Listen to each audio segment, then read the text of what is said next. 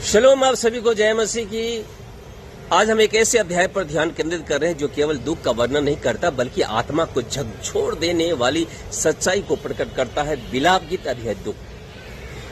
यह वह घड़ी है जब परमेश्वर की चुप्पी एक गूंज बन गई, जब यरूशलेम जो कभी परमेश्वर की आंख की पुतली था अब विनाश की राख में बदल गया।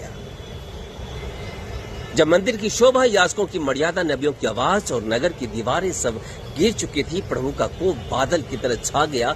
उसने अपनी ही वेदी को अस्वीकार किया और पर्व तथा विश्राम दिनों को मिटा डाला। यह कोई विदेशी आक्रमण नहीं था, वह स्वयं परमेश्वर की कार्रवाई थी। नगर की गलियों में बच्चे भूख से तड़पते हैं, बुजुर्ग मिट्टी में बैठे हैं, जवान गिरे पड़े हैं और सबसे दुखद बात यह है कि नबियों ने झूठी दृष्टियां दिखाई और अगुवे मौन है क्योंकि परमेश्वर बोल नहीं रहा। यह अध्याय हमें एक गंभीर चेतावनी देता है कि धार्मिकता का ढोंग, मंदिर की उपस्थिति और परंपराओं का पालन तब तक व्यर्थ है जब तक हृदय परमेश्वर के सामने नम्र न हो। जब परमेश्वर मौन हो जाए तो वह सबसे बड़ा संकट होता है क्योंकि तब वह बोल नहीं रहा, वह न्याय कर रहा होता है। लेकिन इसी टूटे हुए दृश्य के बीच प्रेरणा की किरण भी है। आयत 19 कहता है, हे यरूशलेम की कन्या, रात को उठ, आंसू बहा, अपने प्राणों के लिए प्रभु से विनती कर। यही आशा है।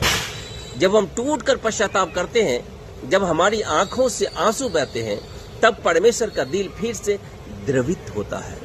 विलाप गीत अध्याय 2 हमें दिखाता है कि परमेश्वर दया में धीमा है लेकिन न्याय में सच्चा है।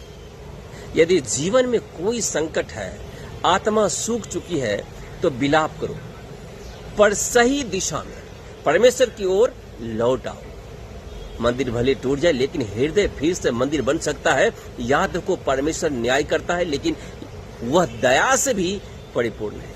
वह टूटे मन को कभी नहीं ठुकराता। आज यदि हम लौटते हैं तो कल वह हमें उठा सकता है। यही सच्ची प्रेरणा है कि आंसू अंत तक नहीं बल्कि पुनः स्थापना की शुरुआत है। परमेश्वर आप सभी को आज आशीषित करे। एक बार फिर आप सभी को शलोम, जय मसीह की।